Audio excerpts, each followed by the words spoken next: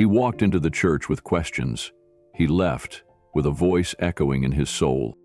Elon Musk, the world's greatest innovator, just heard something no machine could explain. Was it his mind? Or was it a message from beyond? Before we continue this incredible story, let us know where you're watching from. If you enjoy stories like this, subscribe to the channel, because tomorrow we have another inspiring story you won't want to miss.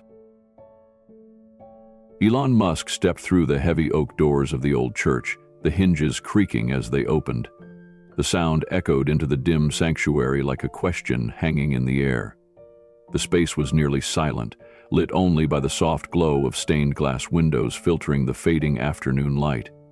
The scent of incense lingered faintly, clinging to the ancient stone walls and wooden pews.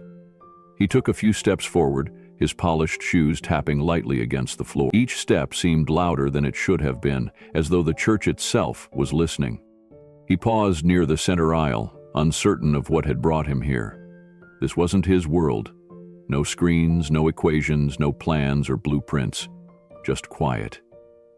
He glanced around at the empty rows of benches, the flickering candle near the altar, and the crucifix hanging solemnly above it all. The figure of Jesus seemed to meet his eyes directly. Calm, worn, and yet impossibly alive. Elon's breath caught in his throat. His heart felt heavy. Slowly he lowered himself into one of the pews, resting his elbows on his knees and burying his face in his hands. Silence pressed in. Then, clear and gentle, a voice whispered into the stillness, "Why do you doubt?" Elon froze. The whisper hadn't come from behind him or beside him. It was inside. Not in his mind, not like a thought. It was deeper, more direct, like it bypassed his ears and went straight to his core. He sat motionless, listening, his breath shallow. And then it spoke again. "You've touched the stars but forgotten the ground beneath your feet." The words struck him like a wave. His eyes scanned the room, searching the shadows, the arches, the flickering corners. But no one was there. Still, the presence was unmistakable. Not imagined, not invented. Something unseen was near, and it was real. He turned his gaze back to the crucifix above the altar. The carved figure of Christ shimmered faintly in the shifting light. For a moment, Elon wasn't sure if it was his eyes playing tricks or something more. Either way, he couldn't look away. His lips parted, and in a trembling whisper he asked, "Who are you?" The answer came not as a sound, but as truth, settling heavily in his chest, undeniable in its clarity. "You were made for more." Elon's heart pounded in his chest. He wasn't afraid, but something was changing. Something had already begun. Elon sat still in the pew, the whisper echoing inside him long after it faded. "You were made for more." The words rattled something deep. For most of his life, Elon had followed a path built on reason. He had controlled his destiny through numbers, formulas, vision, and relentless drive. From launching rockets to revolutionizing electric vehicles, his hands had shaped the world. Innovation, achievement, control. That was the rhythm of his life. But beneath the surface, under the awards, the headlines, the victories, there had always been restlessness, a low, persistent hum that no success could silence. Every milestone brought satisfaction, yes, but never peace. It was as if he were climbing a ladder that led somewhere, but he didn't know where or why. Faith? That had never fit into the framework. He'd seen it as a crutch, a placeholder for unanswered questions. He respected people who believed, but it never made sense for him. Until now. Until this voice. This presence, this moment. Because this voice didn't just speak to his ears. It spoke to his doubts, to his pride, to the quiet questions he buried every time he turned to another launch, another meeting, another design. For the first time in decades, Elon wasn't thinking about the world he could build. He was confronting the soul he had ignored. Elon stayed kneeling, his breath uneven, The stillness in the church wrapped around him like a weighted blanket. He looked up at the crucifix again, then lowered his eyes. The voice had not returned, but the presence was still there. He could feel it, inside him, around him. He finally spoke, his voice quiet but edged with frustration. "What does this mean?" he asked. "I've done everything I set out to do. I've built companies. I've changed industries. I've reached for Mars." He paused, swallowing hard. "Isn't that enough?" The voice returned, no louder than before, but somehow more powerful. "You have done much," it said, "but not everything you were called to do." Elon blinked. "Called," he repeated. "I wasn't called. I worked, I pushed, I sacrificed. I made it happen." "You were given gifts," the voice answered. "Vision, intelligence, drive. But they were never meant for your glory. They were meant for something more." Elon stood, slowly, as if trying to stand taller than the weight pressing on his chest. "I earned this," he said. "No one gave it to me." "You are not the creator," the voice said calmly. "You are a vessel." Elon's jaw clenched. "That's not how I see it. I've made things happen that people thought were impossible." "Yes," the voice replied. "But even the impossible is only borrowed. You did not shape the stars. You did not breathe life into the people you serve. You build, but the spark was never yours." Elon turned away, walking a few steps down the aisle, trying to collect his thoughts. He felt the logic pulling at him, the instinct to explain, to break this moment into parts and find the flaw, but he couldn't. Every time he tried to construct a counter-argument, the same feeling came over him. Stillness, silence, truth. He stopped, hands on the back of a pew. "Then what am I?" he asked. "You are a vessel," the voice repeated, "through which I gave gifts to the world, but you've used them for progress, not purpose." The words pierced him. Progress, not purpose. That phrase rang in his ears. Elon turned back toward the altar, his defenses softening. He didn't kneel again, but he didn't walk away either. "And what is my purpose?" he asked, this time with less challenge, more vulnerability. "To see," the voice said, "to understand that you were made for more than achievement. You were made for meaning." A long silence followed. Elon stood still, the echoes of his accomplishments now feeling faint and far away. For the first time in years, he felt something breaking inside him. Not failure, but the illusion of self-sufficiency, the belief that he had done it all alone. It was unraveling now. He whispered into the quiet, "So, what now?" The voice was gentle. "Now, you listen." Elon stood frozen in the aisle, staring toward the crucifix at the altar. But suddenly his eyes clouded, not from tears, but from something else entirely. In an instant, he wasn't seeing the church anymore. He was seeing flashes, moments, faces. A child laughing in a Tesla factory, watching her father, an assembly line worker, hold his first paycheck with pride. A mother, smiling with quiet dignity, stepping into her first solar-powered home. A young man with tears in his eyes, driving a wheelchair-accessible SpaceX prototype designed for veterans. These were the people his work had touched. But then, other images followed. Faces he didn't recognize, cold, tired, desperate. Factory workers dismissed to make margins. Entire communities left behind in the wake of innovation. A janitor who'd swept his headquarters for a decade without a single hello.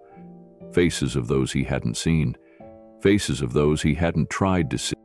Elon's knees nearly buckled. He grabbed the back of the pew for support. "Was it all selfish?" he asked aloud.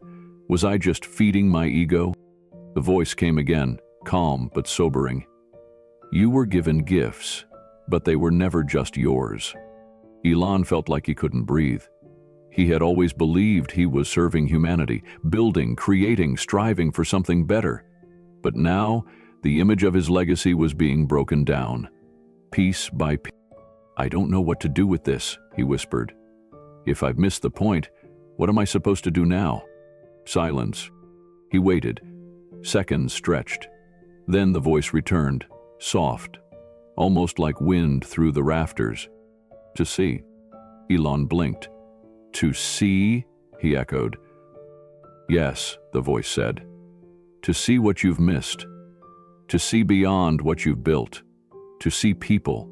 To see purpose. To see me." Elon closed his eyes. The warmth he had felt earlier was still there, but now it was heavier. Not with judgment, but with truth. He had spent a lifetime fixing systems, solving problems, and chasing the future. But somehow, he had forgotten the present. He had forgotten the people inside the world he was trying to save. He looked up at the crucifix again. It didn't shimmer this time. It didn't need to. Its message was already clear. "I don't know how," he said. "I don't even know where to start." No answer came, just stillness. He stood for a long while, staring into the silence, waiting for something more. Another word, another sign. But none came. And yet, as he turned to leave, something inside him had shifted. He was no longer the man who walked into this church. That man had questions, and pride, and certainty. This man, this version of Elon Musk, walked slower, more thoughtfully.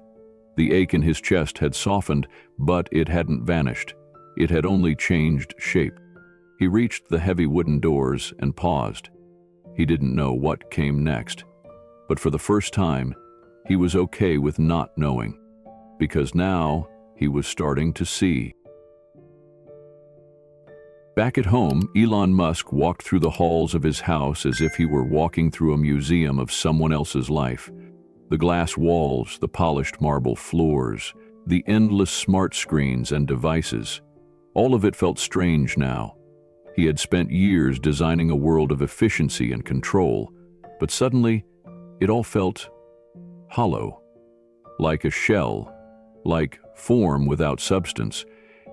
He sat at his desk the next morning, eyes scanning through the usual barrage of emails and reports, but none of it sparked anything in him. Meetings were postponed, projects were paused. The things that once brought him excitement now felt like noise. Even as he tried to immerse himself in numbers and code, his mind kept drifting back to the church, to the voice, to the moment that had shattered something inside him. And maybe awakened something too. That night, unable to sleep, he wandered into a side room he rarely entered. On the shelf sat a book he hadn't touched in decades. A Bible given to him when he was a teenager. He'd kept it out of habit, never once opening it with any real intent, but now, with trembling hands, he pulled it down and flipped it open, not as a skeptic seeking faults, but as a man quietly searching for something he couldn't explain. The words were simple, some he didn't fully understand. Others hit him like lightning. "Blessed are the poor in spirit, for theirs is the kingdom of heaven." He read that line 3 times. Something about it clung to him. Poor in spirit. Had he been poor in spirit all along and just too proud to see it? Over the following days, Elon did something he'd never imagined.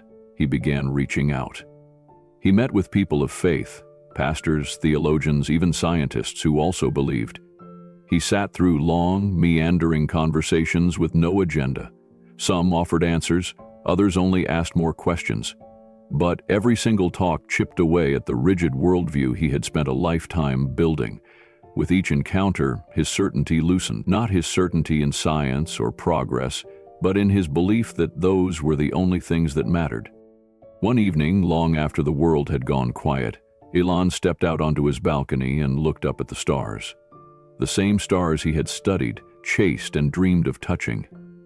But tonight, he didn't see them as destinations or targets. He saw them as mysteries, as questions. He wrapped his arms around himself, feeling a chill not from the air, but from something deeper, a holy weight he couldn't shake. Then, without planning to, without rehearsing, he whispered into the night, "If you're there, I'm listening." No light shone down, no thunder rolled, but something shifted. It wasn't clarity, it wasn't a revelation, but it was a beginning. A strange sense of peace trickled in, quiet and steady, like water finding its way into dry soil. He couldn't explain it. He didn't try to. For once, he was okay with not having all the answers. As he stood there under the stars, Elon felt the difference.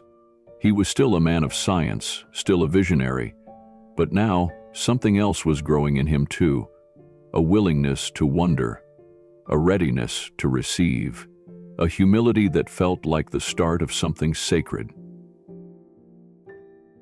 At a private gathering weeks later, Elon Musk found himself in a quiet room filled with some of the brightest minds on the planet. It wasn't a media event or a launch party. There were no cameras, no scripted speeches, no product unveilings, just thinkers, visionaries, and creators sitting around a long table beneath soft lights and deep silence. The conversation started the way they always did, with progress, with data, with the latest advancements in AI and aerospace. But as the night wore on, the tone began to shift. Talk turned to bigger things, questions about existence, about consciousness, about meaning. Then someone across the table, a physicist Elon respected deeply, leaned forward and asked, "Elon, you've built everything people dream of building. You've done what most thought impossible. But I have to ask, after everything, what do you believe now?" The room stilled. Elon didn't answer right away. He looked down, then slowly raised his eyes, the weight of the question clear in his voice. "I believe," he began, "that we are not the center of the story." He paused. No one interrupted. "For most of my life, I believed in logic, in reason. I still do. I believed that if we could explain how the universe works, we'd find peace in that. And for a while, that was enough. Science gave me tools, understanding, progress, but it never gave me purpose." He leaned back in his chair, exhaling slowly. "A few weeks ago," he continued, "I walked into a church, alone, no cameras, no press. I didn't even know why I was there, but something was pulling me, and when I sat in that silence, something happened. I heard a voice, not in the room, not in my ears. It was inside, not from me, but through me." The room remained frozen, silent. The voice said, "You've touched the stars, but forgotten the ground beneath your feet." It said I was made for more, and I believed it. I don't know how, but I knew it was true. He looked around the table, into the eyes of those who had admired him for his mind. Now, they were seeing his heart. "Science showed me the how things move, how they function, how we get from one planet to another. But this, what happened to me, this was the why we exist, why we're given gifts, why we long for more." A friend across the table, a longtime engineer, opened his mouth but said nothing. Elon pressed on. "We are more than creators. We are called to love, to listen, to serve, not just to invent, but to uplift. I always thought I had to be the architect of everything, but now I know I'm just part of something greater." One of the guests finally spoke, gently. "But Elon, do you think it was really God?" He nodded slowly, thoughtfully. "Yes. I don't have all the vocabulary for it yet. I'm still learning, but yes. I think I met something, or someone, divine. And I think he's been speaking to me longer than I realized." I just finally stopped to listen. The room stayed quiet for a long time. Not because they didn't believe him, but because, deep down, something in them recognized the truth in his words. They weren't hearing a pitch, they were hearing a man transformed. And in that stillness, they too began to wonder about their own. Elon Musk sat alone in the soft morning light, the sky just beginning to break open with streaks of orange and blue. He had barely slept the night before. His mind was full, not with designs or equations, but with a weight that felt both sacred and urgent. A message had been burning in him since the night he stepped into that empty church, and now he knew it was time to share it. He opened his laptop and began to type. Not as a CEO, not as a tech visionary, but simply as a man who had seen something he couldn't ignore. The words flowed, slowly at first, then with ease, as though they had been waiting patiently all this time. When I walked into that church, I was a man with questions, he wrote. Questions no rocket, no invention, no scientific breakthrough could answer.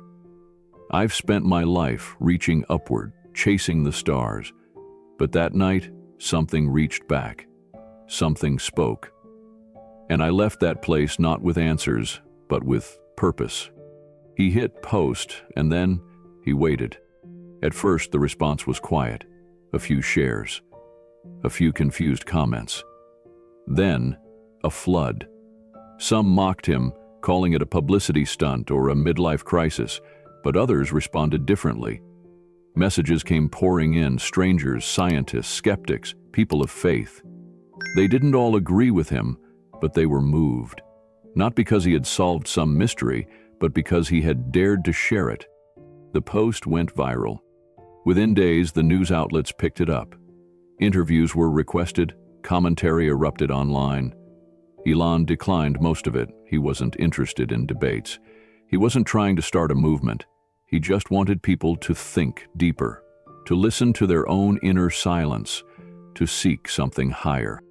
And then came the invitation, a large tech summit, originally scheduled to highlight global advancements in AI, space, and sustainability, asked Elon to close the event, not to discuss a product, but to share his story. He hesitated, but then he remembered the vision, the faces, the message. You were made for more. The auditorium was packed. Thousands sat in silence as Elon Musk stepped onto the stage. He wasn't wearing a designer suit. No teleprompter, no screen full of diagrams. Just him, a microphone, and a deep breath. He began slowly.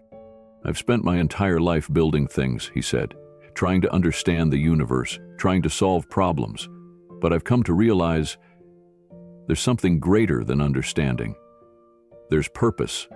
The room was completely still. He continued, his voice steady.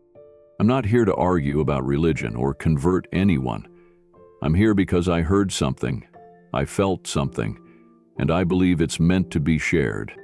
He paused, letting the silence settle before delivering the words that had haunted and comforted him ever since. You were made for more. A hush fell over the audience, not out of disbelief, but out of recognition. For a moment, time seemed to stand still. And then, slowly at first, applause erupted. It wasn't just loud, it was thunderous, rising and echoing off every wall. It wasn't for a product launch. It wasn't for a financial milestone. It was for truth, for courage, for a man who had dared to say something eternal in a world chasing the temporary. Elon stepped back, tears in his eyes, not because he had performed, but because he had obeyed. He didn't know what would come next, but in that moment, he didn't need to. Purpose had replaced fear, calling had replaced ego, and he knew, whatever lay ahead, he was no longer walking alone. The house was quiet as Elon Musk sat alone in his study. The glow of the setting sun filtered through the windows, casting long shadows on the hardwood floor. He wasn't reviewing launch data or drafting a business plan. Instead, he stared at a single handwritten note on his desk. 5 simple words he'd jotted down after that night in the church. You were made for more. He leaned back in his chair and took a breath. His voice, low and thoughtful, broke the silence. I've spent my life building machines. Now, I want to build meaning. His eyes lifted, meeting the camera directly. There was no performance in them, no polish, only sincerity. Maybe your questions matter more than your answers, he said softly. Maybe the search itself is the point. He didn't claim to have it all figured out, but he knew that the journey had already changed him, and it might change someone else, too. So if this inspiring story touched your heart, if it stirred something inside you, subscribe now. Join us for more powerful journeys into faith, purpose, and the questions that define us all. Because sometimes, one honest moment is the start of everything.